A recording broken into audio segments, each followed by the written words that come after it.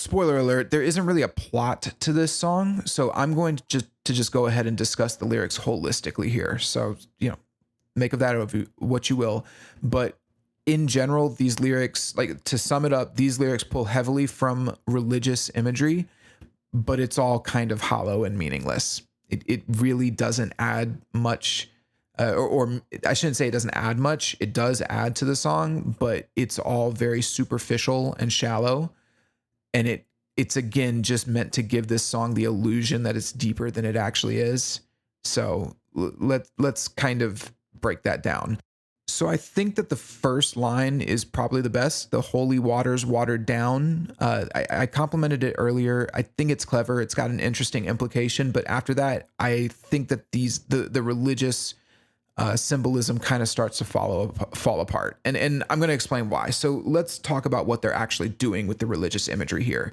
To be clear, the topic here is religious deconstruction. Basically what this is when an artist takes religious or Christian imagery and just kind of bastardizes it and turns it into something secular, but still maintains the imagery as a way to make their songs seem more impressive or more beautiful or deeper than it actually is, right?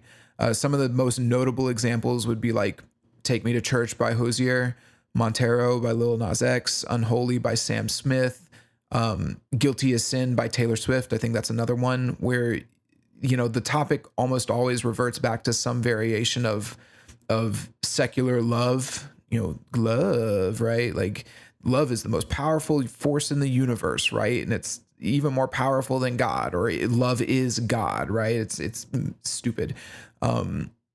So that's what I mean. These artists who will purposefully,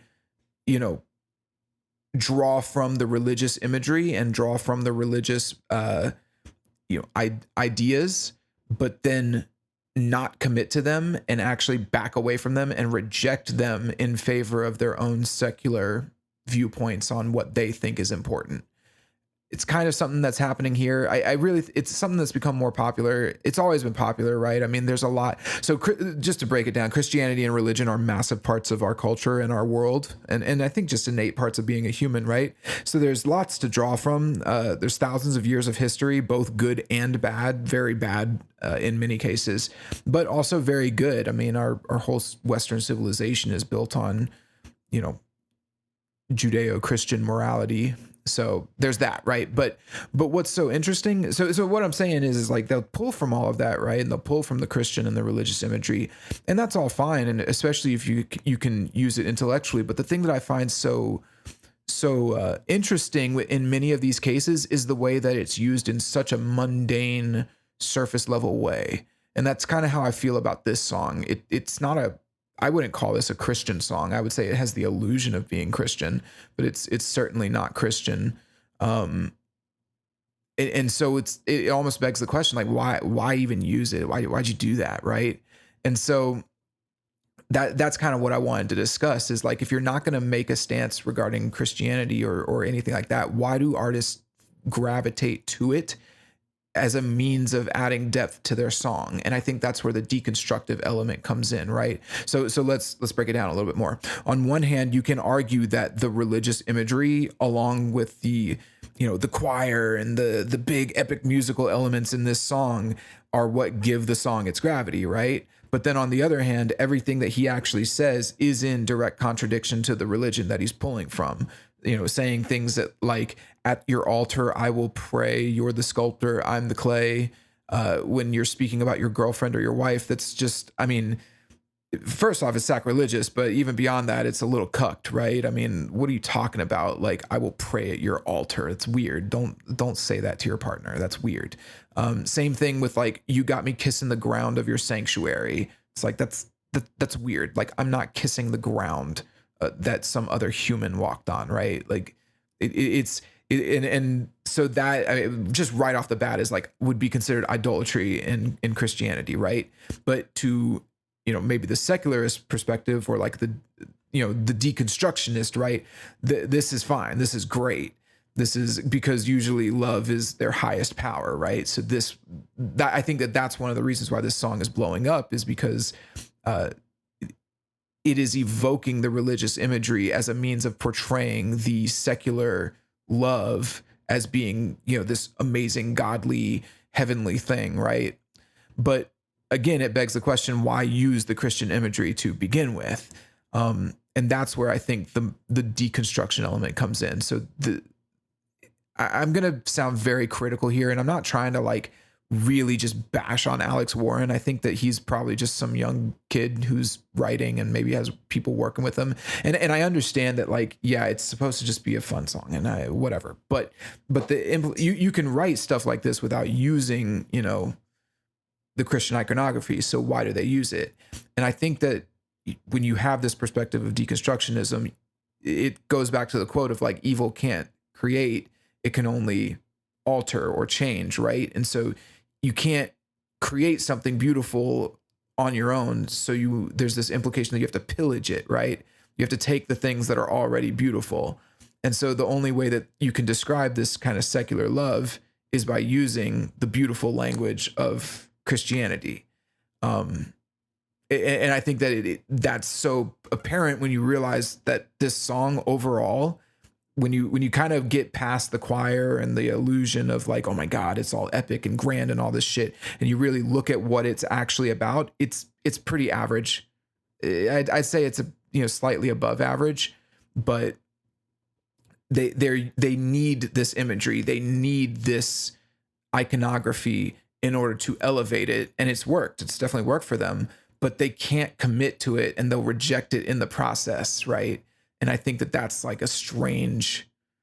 I just think it's interesting. It's an interesting, like, I would almost consider it like a Freudian slip, right?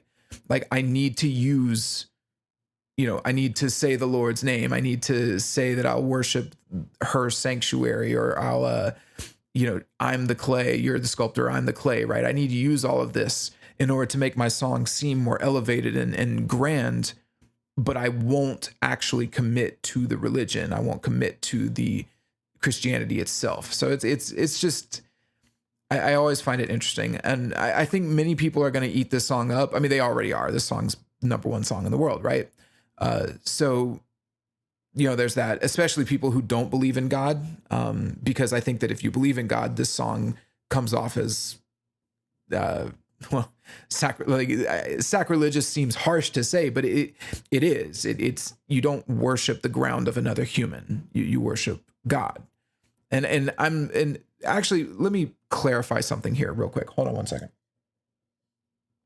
I want to be very clear here. What I'm saying, you don't have to be a Christian to understand what I'm saying. The song is shallow. It's just a love song. It's a typical fucking love song. They're a dime a dozen. This song will be forgotten in a year and we'll never talk about it again, right?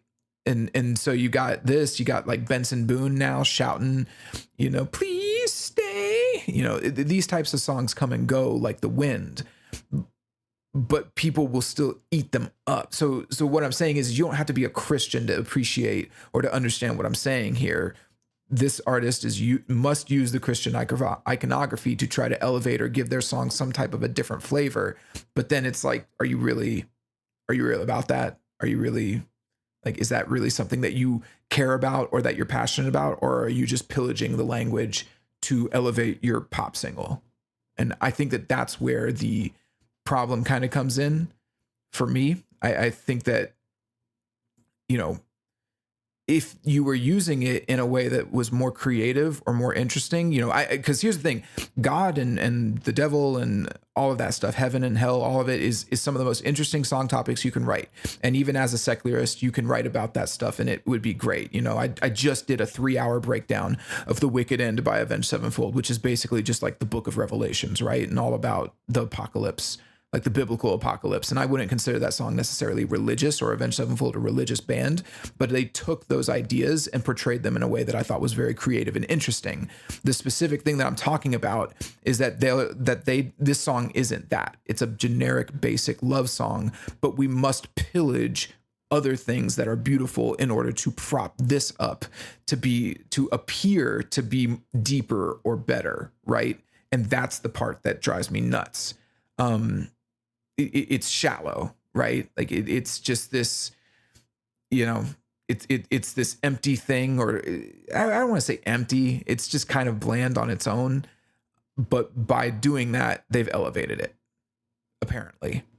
And I think that here's the funny thing is I think that if you're sitting here and you're listening, what the hell is this guy talking about? It's, I think that the shallowness really shines through when you look at the lyrics that aren't about that aren't taking from religious iconography, right? So for example, the colors, like, oh, his world was black and white and now he sees colors, like elementary. It's literally, I don't mean elementary Watson, like that type. I mean, literally the type of thing that an elementary school kid would come up in their like fictional short stories writing time and in class. It's basic writing, like, oh, the world was black and white, and then I met my girlfriend, and it gave me color. Wow, yeah, it's so shallow and basic, and then on top of that, you get like cliches like being drunk on your vine or higher than ecstasy. It's like, hold on one second. It's like the most common thing I see is that low tier lyricists just cannot seem to help themselves when it comes to mentioning like drugs or alcohol metaphors. It's like they can't help it. Like, I'm drunk on your love, baby. Like it's the stupidest shit. And they always do it. And in this case, they're doing it while evoking religious imagery. And yet we're supposed to believe, oh yeah, it's a really deep, meaningful song. It's like, no, it's not. It's a really basic relationship song. Super fucking basic. But because they use the religious imagery and because it's all warm and fuzzy with the pianos and the choir, we're supposed to buy into it being deeper than it actually is. But with all of that said, this is my final point on this, and then we can keep going. With all of that said, I could even forgive a lot of that, but none of this even has to do with what the song is called. None of this religious imagery has anything to do with the idea of ordinary. It's like they had this idea, right? Of, we're going to write a song called Ordinary, where what we, what's funny is the theme was right there. They even said it, we'll make the mundane our masterpiece. It's like, it's right there. That's so cool.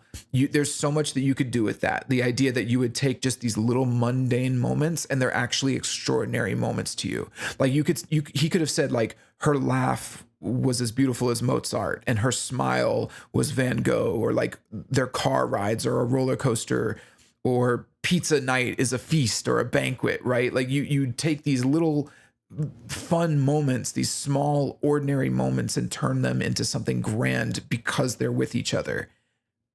They don't do that at all. There's nothing like that. There's nothing. And why? Because it's way easier to just deconstruct religious imagery to give your song the illusion of depth than it is to build on the one short-lived idea or interesting theme that you came up with on your own, right? So again, you don't have to be a Christian to see this. It's obvious. The song had a theme to it. It's never followed, not once in the entire song, aside from the "we'll make our mundane our masterpiece," right? And so the rest of the song is just pillaging Christian religious imagery to make it seem deeper than it actually is. But again, those little slips where he has to throw in, drunk on your vine, higher than ecstasy. Like, yeah, you're a kid, you're immature.